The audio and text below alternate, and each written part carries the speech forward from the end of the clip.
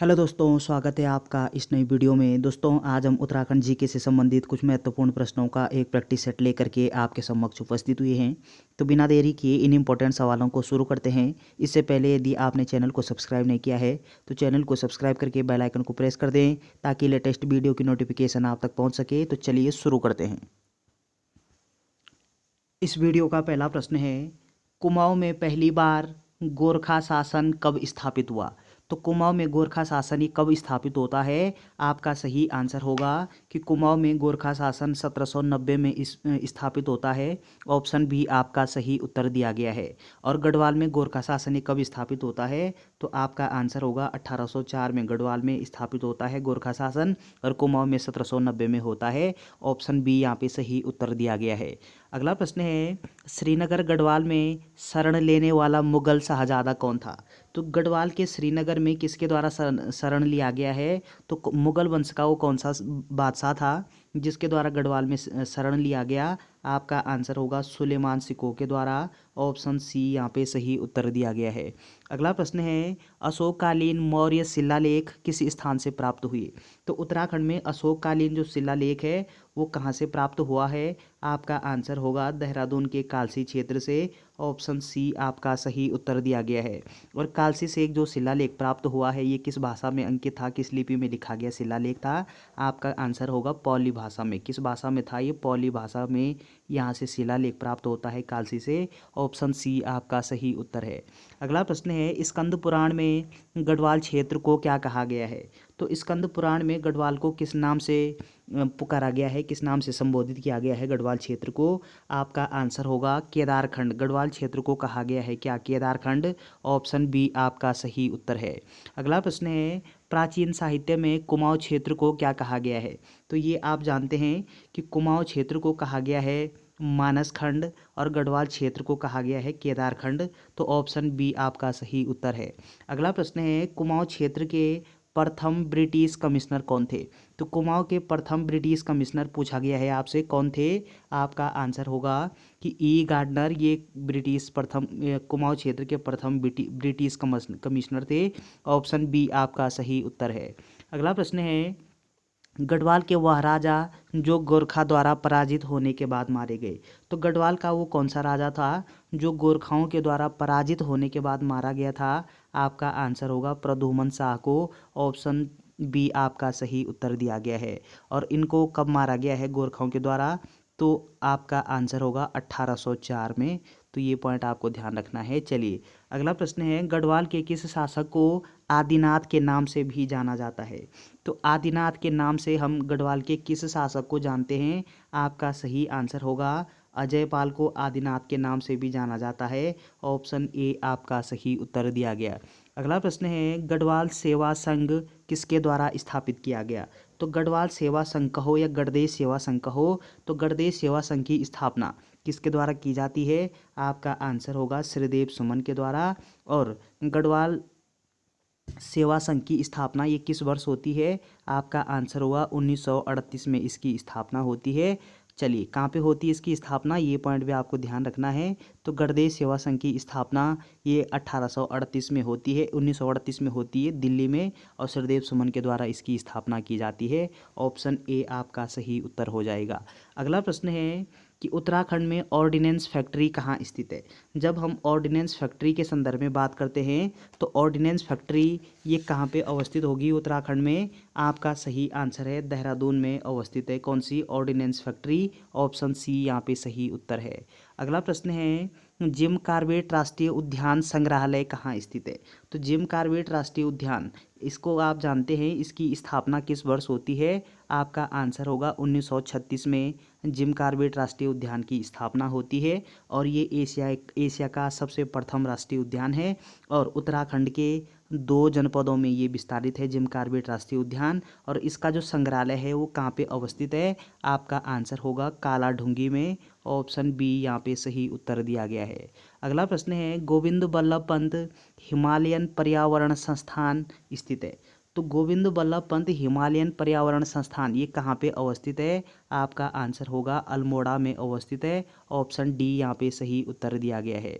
इसके संस्थापक कौन थे, किसके द्वारा स्थापित किया गया है? तो डॉक्टर बोसी सेन के द्वारा। किसके द्वारा? डॉक्टर बोसी सेन के द्वारा ये स्थापित किया गया है। कब? 1924 में इसकी स्थापना हुई। और किसके द्वारा की गई इसकी स्थापना? डॉक्टर बोसी सेन के द्वारा की गई है। और किस स्थान पर हुई इसकी स्थापना? अल्मोड़ा में हुई है। ऑप्शन डी आपका सही उत्तर दिया गया है। अगला प्रश्न है लाल बहादुर शास्त्री राष्ट्रीय प्रशासनिक अकादमी कहाँ स्थित है? तो लाल बहादुर शास्त्री राष्ट्रीय प्रशासनिक अकादमी ये आपके मसूरी में अवस्थित है। ऑप्शन ए यहाँ पे सही उत्तर दिया गया है। अगला पॉइंट आपको क्या ध्यान रखना है कि लाल बहादुर शास्त्री राष्ट्रीय प्रशासनिक अकादमी इसकी स्थापना कब होती है? तो 1 सितंबर 1959 को 1 सितंबर 1959 को इसकी स्थापना होती है और ये मसूरी में अवस्थित है।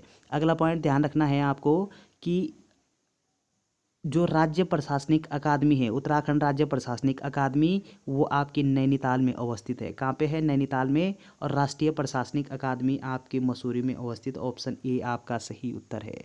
अगला प्रश्न है नेहरू पर्वतारोहण संस्थान कहाँ स्थित है? तो ये आसान सवाल है आपके लिए कि नेहरू पर्वतारोहण संस्थान जिसको हम NIM के नाम से भी जानते हैं, इसको NIM भी कहते हैं संक्षेप में। और इसका जो विस्तारित रूप होता है नेहरू इंस्टीट्यूट ऑफ माउंटेनियरिंग इसका पूरा नाम है। ये उत्तरकाशी में अवस्थित है। अगला पॉइंट ध्यान रखना है आपको कि NIM की स्थापना कब होती है? आपका आंसर होगा कि 14 सितंबर 1965 को। तो 14 सितंबर 1965 को क्या होता है? इस NIM की स्थापना होती है उत्तरकाशी में। ऑप्शन बी आपका सही उत्तर दिया गया है। अगला प्रश्न है वाडिया संस्थान उत्तराखंड में कहाँ स्थित है? तो वाडिया संस्थान ये भूगर्भ विज्ञान से संबंधित है और देहरादून जनपद में अवस्थित है। ऑप्शन ए यहाँ पे सही उत्तर है। अगला प्रश्न है उत्तराखंड अंतरिक्ष अनुप्रयोग केंद्र कहाँ स्थित है? तो उत्तराखंड अंतरिक्ष अनुप्रयोग केंद्र ये कहाँ पे अवस्थित होगा? आपका सही आंसर है देहरादून में। ऑप्शन ए यहाँ पे सही उत्तर दिया गया है। अगला प्रश्न है उत्तराखंड में NIT कहाँ स्थित है? तो NIT ये कहाँ पे अवस्थित है उत्तराखंड में? आपका सही आंसर है कि NIT ये पौड़ी गढ़वाल के श्रीनगर में अवस्थित है। ऑप्शन डी यहाँ पे सही उत्तर दिया गया है। अगला प्रश्न है महाराणा प्रताप स्पोर्ट्स कॉलेज उत्तराखंड में कहाँ स्थित है? तो कहाँ पे अवस्थित है महाराणा प्रताप स्पोर्ट्स कॉलेज? आपका आंसर होगा कि देहरादून में अवस्थित है। ऑप्शन ए आपका सही उत्तर हो जाएगा। अगला प्रश्न है निम्न में से राजा और उसकी राजधानी के सही युग्म का चयन कीजिए। तो यहाँ पे सही युग्म कौन सा दिया गया है? आपका आंसर होगा कि सोमचंद की राजधानी राजबुंगा थी। ऑप्शन ए आपका सही उत्तर मैच कर रहा है। ऑप्शन ए सही है। अगला प्रश्न है उत्तराखंड में प्रथम भूमि बंदोबस्त किसने करवाया? तो पहली बार उत्तराखंड में भूमि बंदोबस्त ये किसके द्वारा करवाया जाता है? आपका सही आंसर होगा ई गार्डनर के द्वारा। पहले बार भूमि बंदोबस्त ई गार्डनर के द्वारा करवाया गया है। ऑप्शन ए यहाँ पे सही उत्तर है। अगला प्रश्न है कि गढ़वाल स्कूल ऑफ पेंटिंग की स्थापना किसने की? तो गढ़वाल स्कूल ऑफ पेंटिंग इसकी स्थापना किसके द्वारा की जाती है? इन चारों में से आपका सही आंसर होगा मौलाराम के द्वारा। ऑप्शन डी यहाँ पे सही उत्तर दिया गया है। अगला प्रश्न है टिहरी राज्य का अंतिम राजा कौन था? तो अंतिम राजा पूछा गया है टिहरी का अंतिम राजा। तो ये आसान सवाल है आपके लिए। आपका सही आंसर होगा कि टिहरी का अंतिम राजा मानवेंद्र शाह। ऑप्शन डी यहाँ पे सही उत्तर है। अगला प्रश्न है श्रीनगर में अपनी राजधानी की स्थापना किसने की? तो श्रीनगर को अपनी राजधानी किसने बनाई थी? आपका आंसर होगा कि श्रीनगर राजधानी अजयपाल के द्वारा बनाई गई है। ऑप्शन बी आपका सही उत्तर दिया गया। अगला प्रश्न है कि मुगल दरबार जाने वाला प्रथम गढ़वाली राजा कौन था?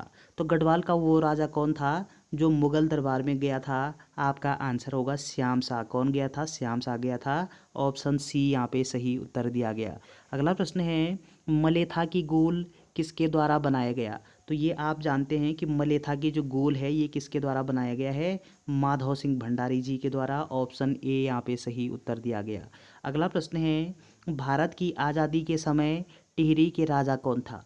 तो ये हम जानते हैं कि भारत ये कब आज़ाद होता है? 15 अगस्त 1947 को हम आज़ाद होते हैं। और 15 अगस्त 1947 को टिहरी के राजा कौन थे? आपका सही आंसर होगा कि टिहरी के राजा मानवेंद्र शाह थे। ऑप्शन ए यहाँ पे सही उत्तर हो जाएगा।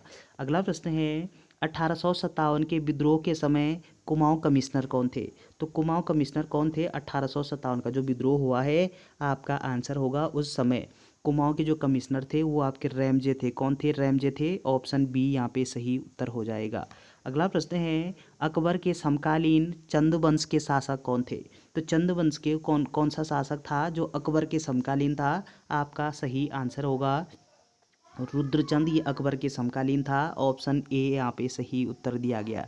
अगला प्रश्न है 1995 में कल्याण सिंह रावत द्वारा मैती आंदोलन किस स्थान से शुरू किया गया? तो मैती आंदोलन के प्रणेता के रूप में हम किसको जानते हैं? कल्याण सिंह रावत जी को जानते हैं। और ये कल्याण सिंह रावत ने मैती आंदोलन कब शुरू किया है? 1995 में। किसी स्थान से शुरू किया गया है? आपका आंसर होगा ग्वालदम से शुरू हुआ है मैती आंदोलन। ऑप्शन बी आपका सही उत्तर हो जाएगा। तो चलिए दोस्तों, ये 30 इंपॉर्टेंट प्रश्न थे उत्तराखंड जीके के। वीडियो अगर आपको अच्छी लगती है तो चैनल को सब्सक्राइब करना ना भूलें। Thanks for watching.